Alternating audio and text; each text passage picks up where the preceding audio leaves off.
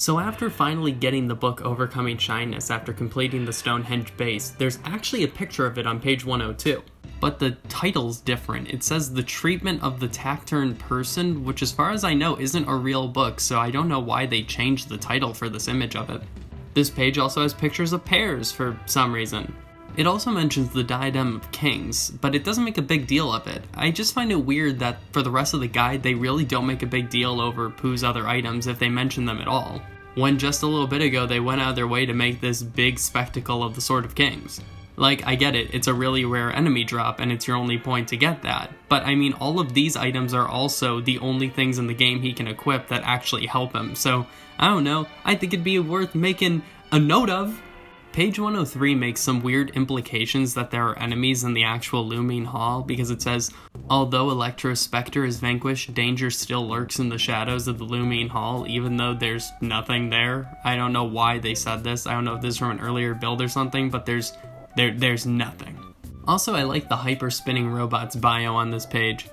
Scientists and engineers believe the hyper-spinning robot is constructed from parts of discarded record players. This dizzy robot is vulnerable to extreme cold. Like, what? Record players? What are you talking about? It's just this kind of weirdness that I kind of like that just spontaneously bursts out from this guide sometimes, man. The Lost Underworld newspaper on the next page lists the date as July 24th. I don't know why they keep throwing out these arbitrary canonical dates for things happening, especially when they've been so inconsistent like the one in Summers. Also, I didn't write it in my notes, but I just realized this hilarious Photoshop right below the title. That is amazing. I can't believe I'm just noticing it now. That's some incredible craftsmanship right there. I feel like they're doing it on purpose at this point. I just love the theme of them doing these poorly done photoshops and never attempting to make the lighting look like it matches up. It makes it way funnier. I also don't know how they got away with using the straight up Jurassic Park font for this page. Also, this whole section on the Kraken returns just is very bizarre. Let me explain why. I mean, the big thing is that it seems to be referring to the Krakens in the Sea of Eden, which is weird because that seems to be implying that this paper is writing about the things going on inside Ness's mind? I mean, I said it once and I'll say it again, that's just good investigative journalism. And it seems to be that the Tenda tribe are the only ones who really could have written this paper, so give them a Pulitzer. The paper also mentions dinosaurs were coming out of the hole in the Tenda village, which I think is cool because it just gives me this image of the dinosaurs trying to squeeze through the Looming Hall dungeon. I don't know, I just think it's a cool visual. There's also this evil Manny statue for some reason. I know it's clearly referring to the Magicant section later on, but it doesn't relate to anything that's written down on this paper. Page 105 has this legendary canonical photo of what the Talking Stone looks like. Are you ready? Here you go. Yep, there he is. Frickin' Wilson. Right below that is this geysers section, which seems to be implying that people just come down to the Lost Underworld frequently, so I guess it's really not a mystery where those dinosaur bones came from. On page 106, once again, Pooh's armor, the Cloak of Kings, is downplayed heavily. And page 107 actually explains that the different colored geysers in the Lost Underworld do different things, which is something I actually didn't know about until I read this guide recently. The previous page even goes out of its way to label them by color on the map, which is pretty cool. A lot of these specialty ones that aren't going to heal just everything about you though are kind of out of the way though, which is probably why I didn't know. Like this red geyser that's directly behind the Tenda tribe, which you have no reason to go to at any point, especially considering there's a hotel right in, the Tenda tribe. Something I really like is that page 107 basically has a spoiler warning saying, hey, if you want to do the rest of the game on your own, stop reading here because we're getting close to the end, which is something I actually really like. I mean, pretty much after you get the final melody, the game becomes quite linear from that point. People tell you very directly what you need to do, so I can see why they would decide to do that here. And again, just something I appreciate. Basically hey, you can just experience the rest of the game on your own without us if you want. Almost like a parent waving their child off as they drive to college. On page 108, although very late in the game at this point, the game actually recommends resetting rooms for better enemy spawns in the focus section. Which, could you imagine if people didn't know this by this point? Like, I feel like this is something you'd discover even if just on accident. The Shining Spot section on this page also kind of refers to the Carbon Dog and Diamond Dog almost like two separate entities, even though they're one. And totally lamely recommends using multi-bottle rockets on them, which, come on, that just takes out all the fun of the game. You might as well just be pressing an I win button at that point. Page 109 gives us a nice, intimate, up-close look at the Ego Orb's clay model, which is just the funniest thing I've ever seen in my damn life. I love this thing so much I even made it a custom emoji in my Discord server. A minor thing that I find a little bit weird on this page is the Inside Ness section talks about Ness's vision as if you're controlling him during it, like it actually wants you to walk up and enter the house and stuff. It also takes out and kind of ruins the mystique of baby Ness discovering his psychic abilities. Straight up saying, hey, in the flashback, baby Ness uses them and he discovers them and stuff. Like, come on, leave a little bit of mystery. I mean, it's not that unclear to begin with. Page 110 refers to the outskirts of Magicant as the Red Tunnel, which is a pretty cool thing to know that it has an official name. Although I gotta admit, I don't really understand why it's called that. Like, I get that it can be reddish pink when you're there, but like, depending on who you talk to, this could be several different colors. Page 111 is notable for this screenshot, which actually is from an earlier version, back before they localized Magicant, and you can see Ness naked in just his baseball cap like in Mother 2. Pretty big mistake, and I wonder if someone got in trouble for this. Heading down to page 112, we get to probably the most infamous page of this entire guide. Alright, here we go. Though definitely not on purpose, the game straight up lies to you. This page tells you that the Krakens in this area will drop the Gutsy Bat 1/128th of the time, letting you know that it's Ness's ultimate weapon, which is true, but seriously suggests saving and constantly resetting and getting back to this point to defeat the 3 Krakens to get the Gutsy Bat. There's only one problem though, and that's that these Krakens do not drop the Gutsy Bat. The Bionic Krakens in the Cave of the Past later drop the Gutsy Bat. These things do not drop anything. And I say the game lies to you because it explicitly shows you screenshots of this person playing with the Gutsy Bat in their inventory in the Sea of Eden. And I hate that whenever this conversation comes up, there's always the person who says, oh yeah, you can get the Gutsy Bat there, I've done it, I got it on accident in fact. Or something like, oh yeah, I grinded for like an hour and got it, it wasn't that bad. No, you didn't. There is nothing in the game's code to suggest that you can get it from these Krakens. At this time, there is no proof that you can get it this way. This is unequivocally an error in the player's guide, and one that probably ruined several kids' weekends in the 90s, which, I mean, let's admit it, is kind of awesome also. So that just leaves us with one question. How do they have it? Well, you're familiar with Billy Mitchell, world video game champion? He could probably do it. So I gotta find a way to harness his power, and I think I found a way. That's right, we're gonna cheat. The most likely answer is that they used the debug menu to do this. EarthBound's a long game, and when they were developing this guide, they probably had to get those screenshots together pretty quickly.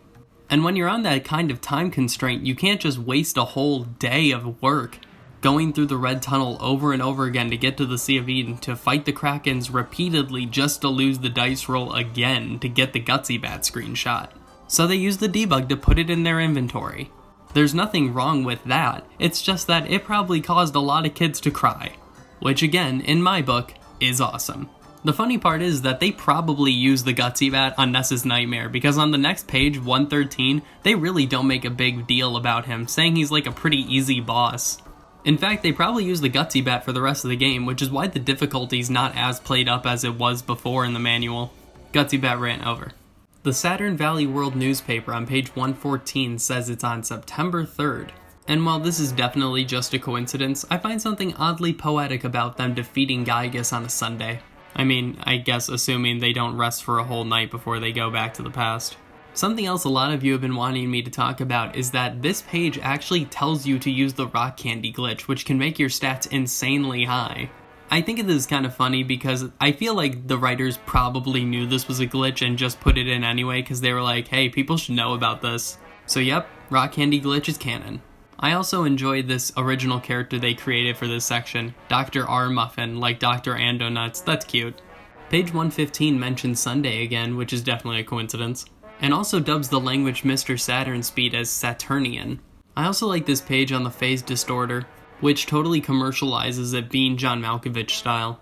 But wait, you ask, what can you do on these Saturn Valley time tours? Well, let me tell you. You can listen to Confucius, dine on asp with Cleopatra, or watch George Washington sleep. Absolutely incredible. The last thing I want to mention about this page is the technically canon appearance of the robots Ness and his friends are turned into, which you can see here, which is cute and stylish, albeit stylistically a bit out of place. Neither page 117 or 118 make any mention of the Horn of Life you can find on the destroyed phase distorter. Amateurs. Also, page 119 basically gives you the strategy to just spam multi-bottle rockets for the rest of the game. Other than that, not much to say, it's pretty streamlined. Although it's a bit disappointing it makes no mention of the player's name coming into play. Though it does make me curious what they named their player in the game. I wonder if they used their name. Or maybe the mask on Blu-ray.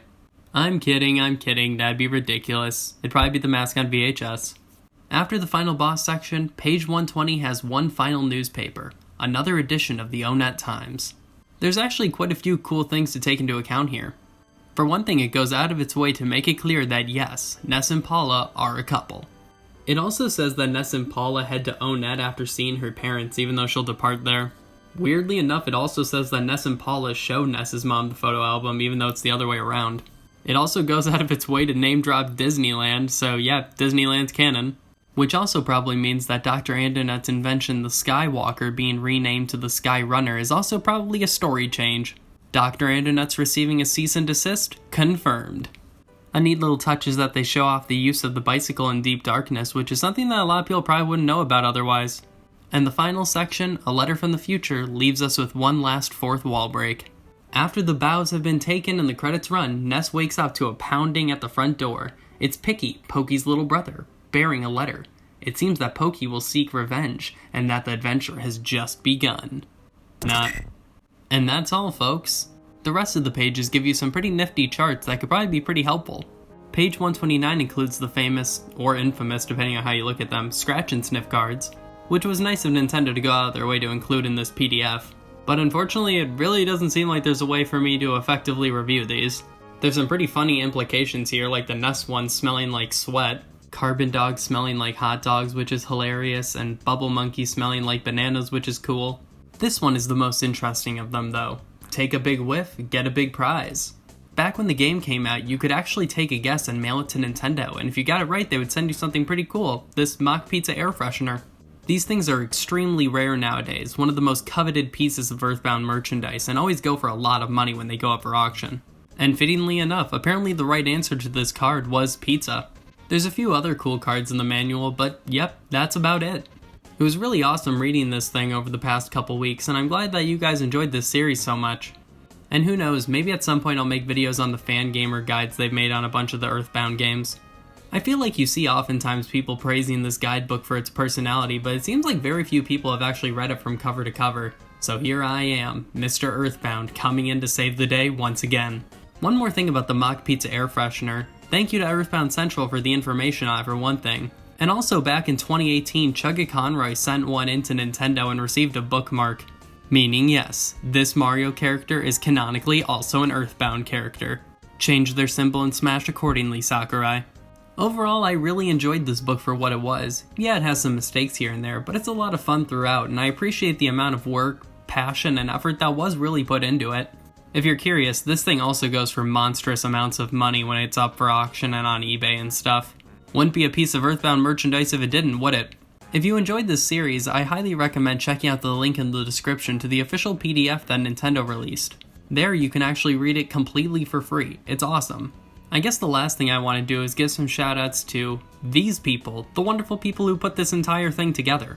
And hey, look at that, Marcus Lindblom was an editor on this, one of the chiefs of the localization of EarthBound. And probably a slightly less known name is Leslie Swan served as an editor of this, who you might better know as the voice of Princess Peach in Super Mario 64. Peach confirmed an EarthBound character. Fix this injustice, Sakurai. In case it's not blatantly obvious, I give this a very good review despite some of its missteps. And I guess with that, thank you all for watching this series, and for all the nice comments, and I'll see you guys next time. Have a good one, guys.